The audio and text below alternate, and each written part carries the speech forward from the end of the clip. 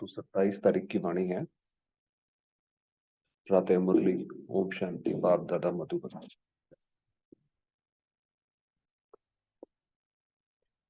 बाबा कह रहे मीठे बच्चे, याद की मेहनत तुम सबको करनी है।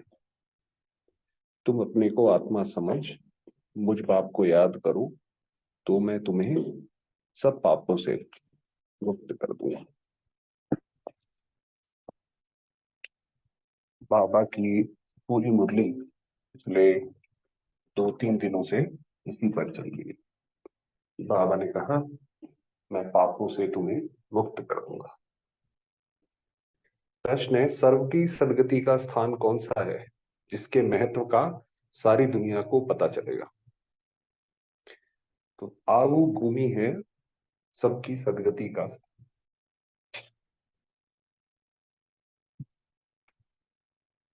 तुम ब्रह्मा कुमारी के सामने ब्रैकेट में लिख सकते हो, ये सर्वोत्तम तीर्थ स्थान है। सारे दुनिया की सदगति यहां से होनी है। बाबा ने कहा अंत में आप वैसे भी देखेंगे कि जैसे जैसे दुनिया में अशांति और डर फैलता जाता है, वैसे वैसे उन आत्माओं की उस स्थान की वैल्यू और बढ़ती चली जाती है जहां से आत्माओं को शांति मिल जाती है। तो उसी तरीके से धीरे धीरे करते करते माउंट आबू की भी वैल्यू बहुत बढ़ जाएगी। अंत में तो दर्शन करने के लिए बाबा ने कहा बहुत लंबी लंबी लाइनें लगेंगी। तो बाबा ने कहा ये लिख सकते हो, सारे दुनिया की सदगति यहां से होनी है।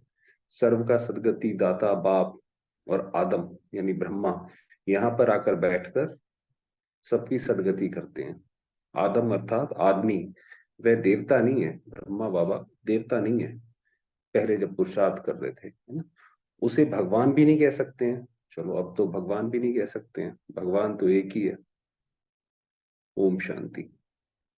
डबल ओम शांति, क्योंकि एक है बाप की, दूसरी है दादा की, वरना एक ब्रह्मा बाबा की और एक शिव बाबा की। ओम शांति।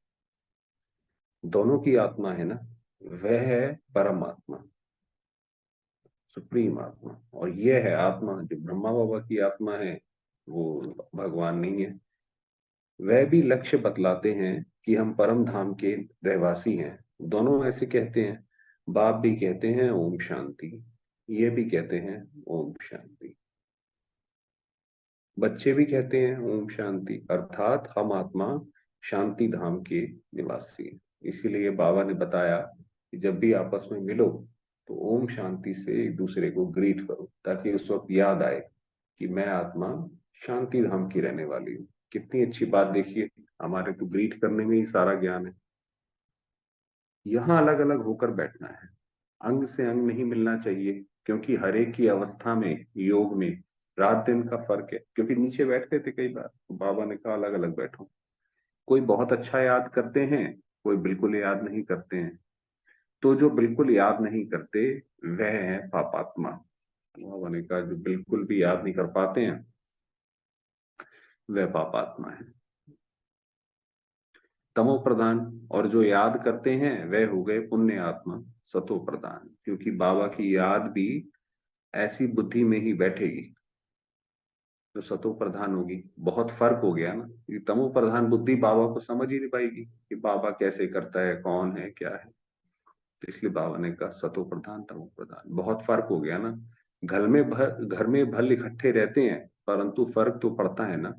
इसलिए ही तो भागवत में आसुरी नाम गाए हुए। इस समय की ही बात है, ये जो असुरों की बात करी है कि वो ऐसा करते थे, लोगों को उठा ले जाते थे, अभी ये सारे मनुष्य वैसे ही हैं, ऐसे ही काम करते रहते हैं। बाप बैठ बच्चों को समझाते हैं, ये है ईश्वरीय चरित्र, और हम जो सीख रहे हैं वो है ईश्वरीय चरित्र। जो भक्ति मार्ग में गाते हैं कि भी हे कृपालु दयालु, भगवान के लिए ऐसे ही बोलते हैं। तो बाबा हमें भी वही चीज सिखा रहे हैं कि बच्चे तुम भी वैसे ही बनो। सतयुग में तो कुछ भी याद नहीं रहेगा, सब भूल जाएंगे। बाप अभी ही शिक्षा देते हैं। सतयुग में तो ये बिल्कुल भूल जाते हैं, फिर द्वापर में शास्त्र आदि बनाते हैं और कोशिश करते हैं राजयोग सिखलाने की, परंतु राजयोग तो सिखा ना सके। वह तो जब बाप सम्मुख आते हैं तभी आकर सिखलाते हैं। तुम जानते हो कैसे बाप राजयोग सिखलाते हैं। फिर 5,000 वर्ष बाद आकर ऐसे ही कहेंगे, मीठे मीठे रूहानी बच्चों। ऐसे कभी भी कोई मनुष्य को कह ना सके कि मीठे मीठे बच्चों। ऐसे कोई भी एक आदमी दूसरे आदमी को नहीं कह सकता, व्यक्ति नहीं कह सकता कि मीठे मीठे बच्चों। ये जो शब्द हैं और ये जो बच्चा करके जो बाबा संबोधन करते हैं, ये सिर्फ एक बाबा ही कर सकते हैं। कि बाबा ने कहा फिर कल्प बाद फिर हम घूमेंगे, फिर नीचे गिर जाएंगे, फिर बाबा आएंगे कि बच्चे ऐसे चलो उठो यहाँ से। ऐसे है ना, देवताएं देवताओं को कह सकते हैं, एक रूहानी बाप ही रूहानी बच्चों को कहते हैं। एक बार पाठ बजाया, फिर 5,000 वर्ष के बाद पाठ बजाएंगे, क्योंकि फिर तुम सीढ़ी उतरते हो ना। तुम्हारी बुद्धि में है कि तुम्हारी बुद्धि में अब आदि मध्य अंत का राज है। ये दुनिया कैसे चलती है, ये सारा राज है, जानते हो। वह है शांति धाम अथवा परम धाम। हम आत्माएं भिन्न भिन्न धर्म की सब नंबरवार वहां रहती है। जो वहां पे हम जब परम धाम में रहती हैं, तो हर एक का अपना अपना सेक्शन है। ऐसे नहीं छोटी सी आत्मा है कहीं भी बैठ जाए, ऐसा नहीं है। तो अपने अपने धर्म के हिसाब से, गुणों के हिसाब से, शक्तियों के हिसाब से उसकी एक जगह है, वहां जाके बैठ जाती है।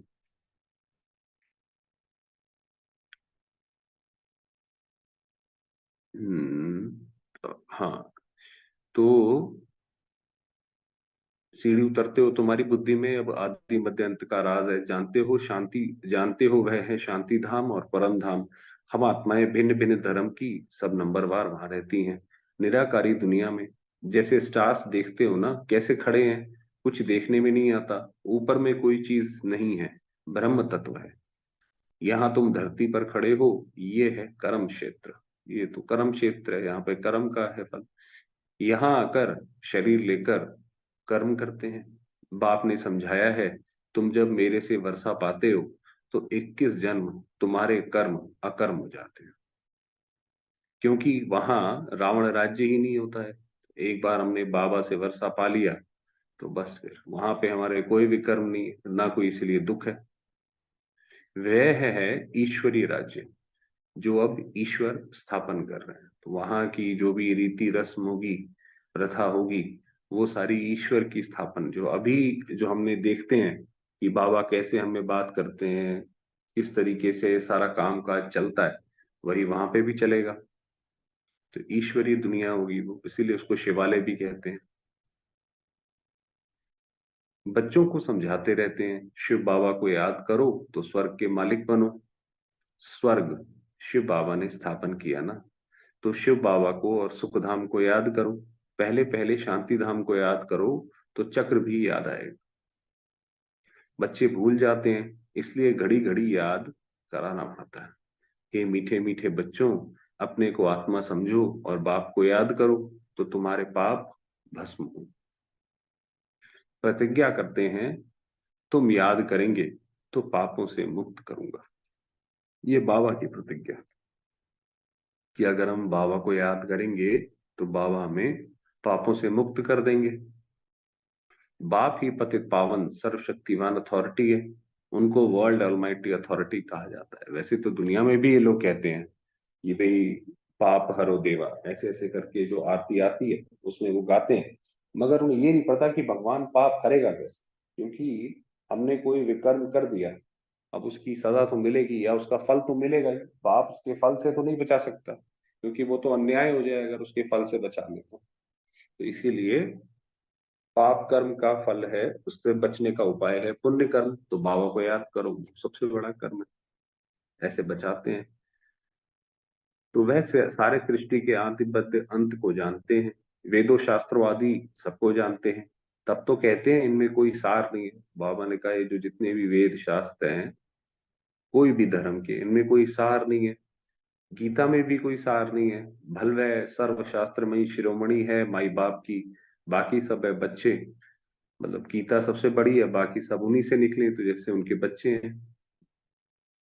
प्रजापिता ब्रह्मा को नहीं, जैसे पहले पहले प्रजापिता ब्रह्मा है, बाकी सब हैं बच्चे। प्रजापिता ब्रह्मा को आदम कहते हैं। आदम माना आदमी, मनुष्य है ना, तो इनको देवता नहीं कहेंगे। एडम को आदम कहते हैं। भक्त लोग ब्रह्मा एडम को देवता कह देते हैं। बाप बैठ समझाते हैं, एडम अर्थात आदमी ना देवता है ना भगवान है। लक्ष्मी नारायण है देवता। आप देखेंगे जितने भी धर्म है उसमें हर एक धर्म में ब्रह्मा को ही कहीं ना कहीं जैसे जो है सृष्टि की स्थापना की बात करी हुई है। हिंदू धर्म में तो है ही है ब्रह्मा द्वारा सृष्टि की स्थापना। क्रिश्चियनिटी में भी जो एडम और ईव है उसमें भी पहले दो पत्ते रचे, यानी दो आत्माएं आई और फिर उनसे आगे बढ़ा, तो यानी तरीका वही है। तो बाबा कह रहे हैं इसलिए इसका नाम एडम भी है। एडम को आदम कहते हैं। भक्त लोग ब्रह्मा एडम को देवता कह देते हैं। बाप बैठ समझाते हैं, एडम अर्थात आदमी ना देवता है ना भगवान है। लक्ष्मी नारायण है देवता।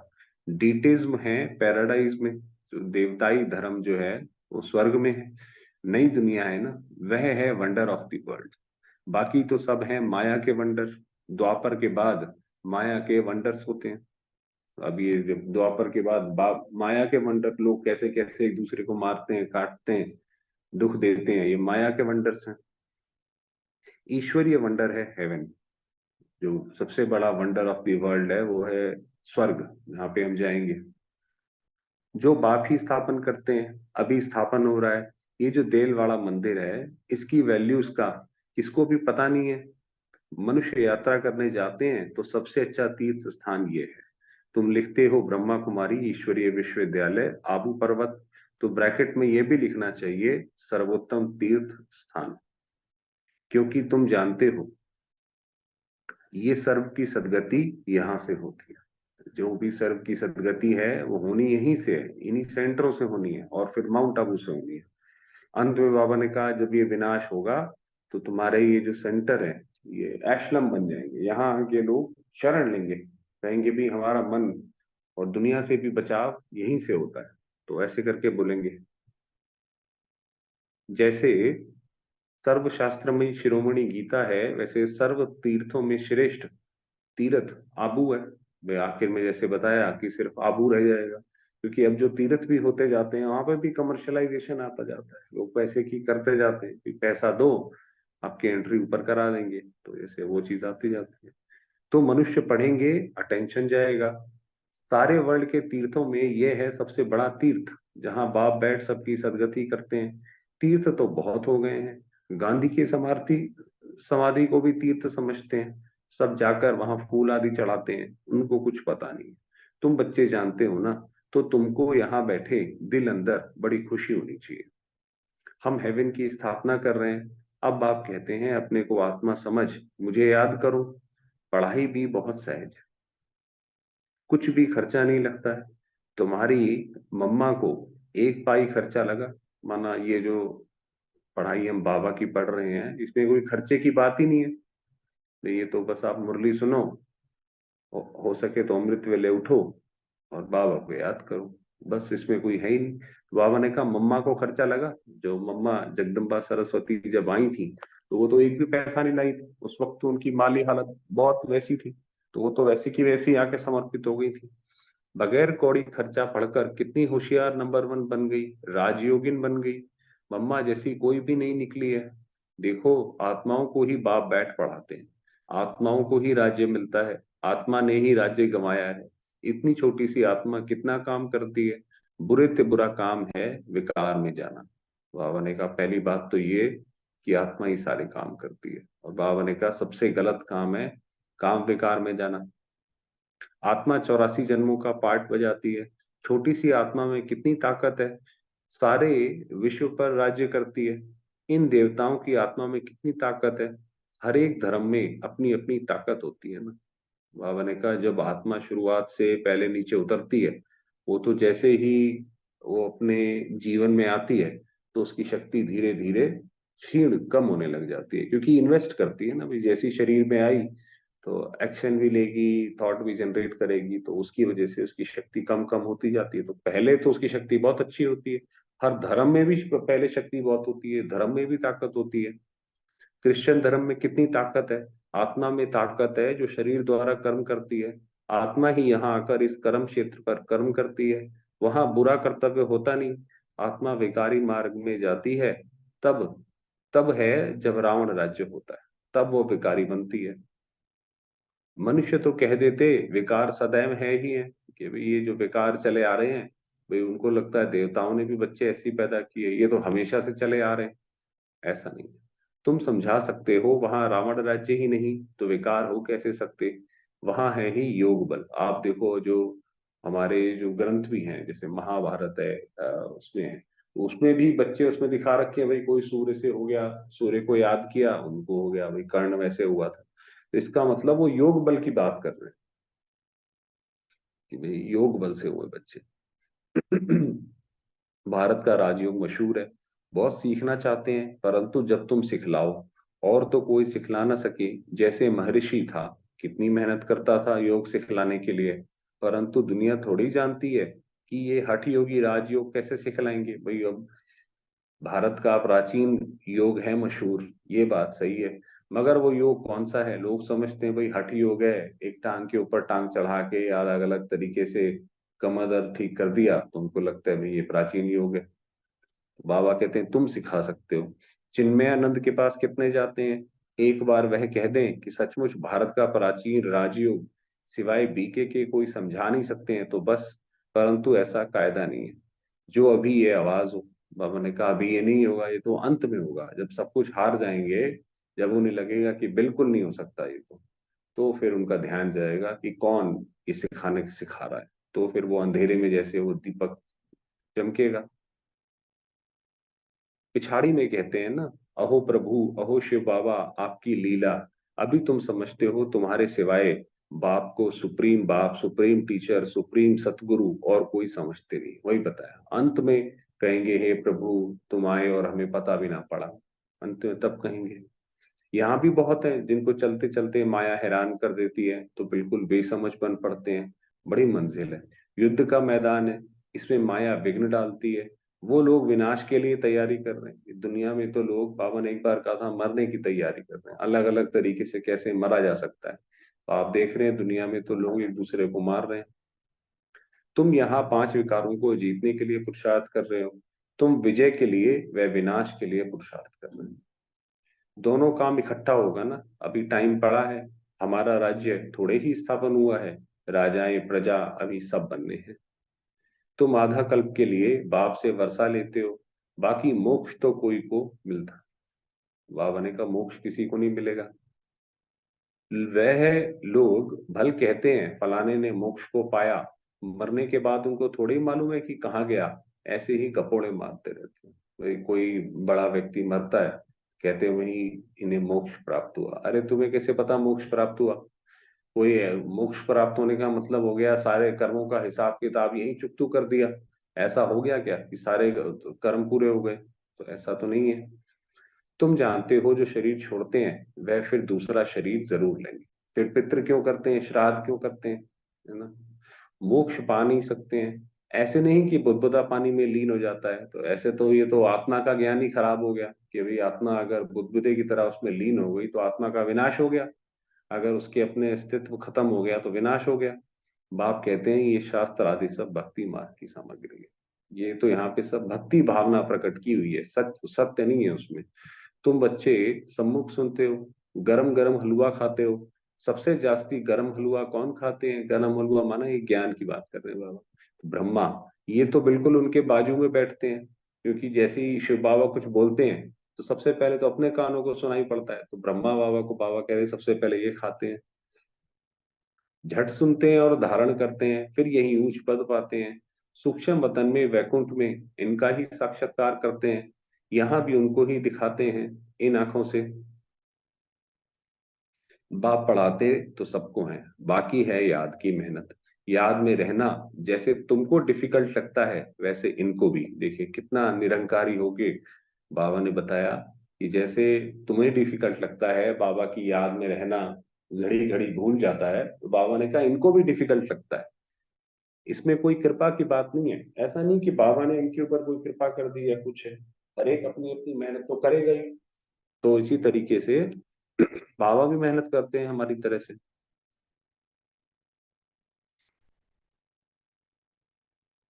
इसमें कोई कृपा की बात नहीं है। बाप कहते हैं हमने लोन लिया है, उनका हिसाब किताब दे देंगे।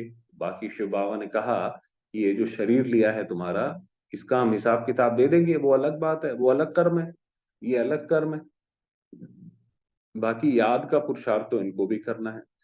समझता भी हूं, बाजू में बैठा है। बाप को हम याद करते, फिर भी भूल जाता हूं। सबसे जास्ती मेहनत इनको करनी पड़ती है।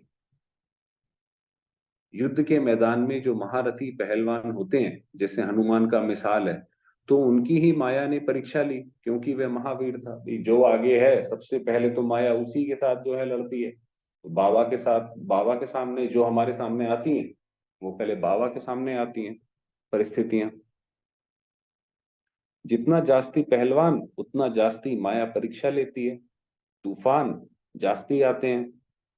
बच्चे लिखते हैं, बाबा हमको ये होता है। बाबा कहते हैं ये तो सब कुछ होगा। बाबा रोज समझाते हैं खबरदार रहना। लिखते हैं, बाबा माया बहुत तूफान लेती है। कोई कोई देह अभिमानी होते हैं तो बाबा को बतलाते नहीं है। तुम अभी बहुत अक्लमंद बनते हो। आत्मा पवित्र होने से फिर शरीर भी पवित्र मिलता है। आत्मा कितनी चमत्कारी हो जाती है। पहले तो गरीब ही उठाते हैं। बाप भी गरीब निवास गाया हुआ है। बाकी तो वो लोग देरी से आएंगे। बाकी दुनिया वाले जो हैं वो देरी से आएंगे। तुम समझते हो जब तक भाई बहन नहीं बने हैं तो भाई भाई कैसे बनेंगे। प्रजापिता ब्रह्मा की संतान तो भाई बहन ठहरे ना। फिर बाप समझाते हैं, भाई भाई समझो, ये है पिछाड़ी का संबंध। फिर ऊपर भी भाइयों से जाकर मिलेंगे भी, आत्मा आत्मा से जाके मिलेंगे ऊपर। प्रजापिता ब्रह्मा की संतान तो भाई बहन ठहरे। फिर सतयुग में नया संबंध शुरू होगा। तो यहाँ से जब हम शरीर छोड़ेंगे तो भाई भाई की रहेगी, ऊपर जाके भी आत्मा आत्मा भाई भाई, और फिर सतयुग में नया संबंध।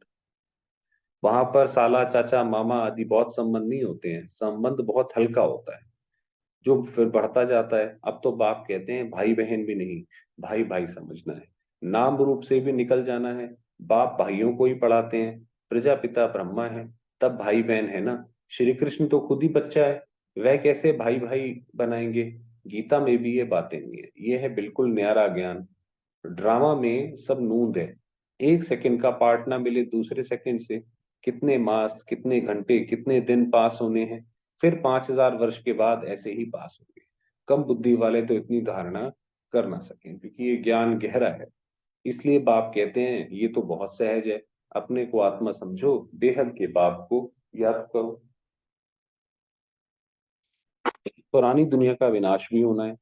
बाप कहते हैं मैं आता ही तब हूं जबकि संगम है। तुम ही देवी देवता थे, ये जानते हो जब इनका राज्य था, तब और कोई धर्म नहीं था। पूरा सत्युग कलयुग क्या होगा बता दिया।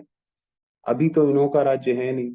अच्छा, मीठे मीठे सिकिलते बच्चों प्रति माता पिता बाप दादा का याद प्यार और गुड मॉर्निंग। रूहानी बाप की रूहानी बच्चों को नमस्ते। हम रूहानी बच्चों की रूहानी बाबा को याद प्यार गुड मॉर्निंग और नमस्ते।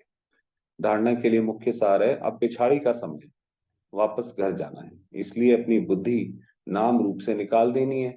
हम आत्मा भाई भाई हैं, ये अभ्यास करना है। देह अभिमान में नहीं आना है। हर एक की अवस्था और योग में रात दिन का फर्क है। इसलिए अलग अलग होकर बैठना है। भाई अगर सेंटर पर भी जाते हैं तो अलग अलग होकर बैठना है। अंग अंग से ना लगे। पुण्य आत्मा बनने के लिए याद की मेहनत करनी है।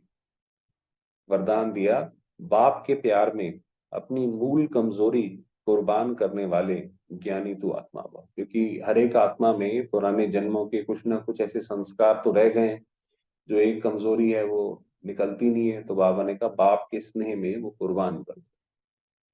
बाप दादा देखते हैं अभी तक 5 ही विकारों के वैर संकल्प मेजॉरिटी के चलते हैं। ज्ञानी आत्माओं में भी कभी कभी अपने गुण व विशेषता का अभिमान आ जाता है। अरे वाह मैं तो इतना होशियार हूं, है ना। हर एक अपनी मूल कमजोरी व मूल संस्कार को जानता भी है। उस कमजोरी को बाप के प्यार में कुर्बान कर देना, यही प्यार का सबूत है। देखिए बाबा क्या चाहता है हमसे कि भाई तुम बाबा से प्यार करते हो, तो प्यार की निशानी ये है कि अपनी वो कमजोरी को छोड़ दो, बाबा के ऊपर जैसे न्यौछावर कर दो। स्नेही व ज्ञानी तू आत्माएं बाप के प्यार में व्यर्थ संकल्पों को भी न्यौछावर कर देती। भाई अब हम ये आगे से नहीं करेंगे, ये बाबा के ऊपर समर्पित हुआ है। ये सारी चिंताएं या जो भी है जो व्यर्थ संकल्प से आती हैं तो सब बाबा के ऊपर छोड़ दी। ये अर्थ हुआ इसका। स्लोगन है, स्वमान की सीट पर स्थित रहे, अपने आप को मान दो स्वमान कि मैं कौन सी आत्मा हूं, उस स्थिति में टिक जाओ। उसकी सीट पर स्थित रहे, सर्व को सम्मान देने वाले माननीय आत्मा बनो। भाई हमें कौन मिला है? भगवान मिला है। और दूसरी आत्माओं की भी हमने सेवा करनी है तो उनको भी पूरा सम्मान दो, तो अपने आप माननीय आत्मा बन जाएंगे। ऐसा। ओके।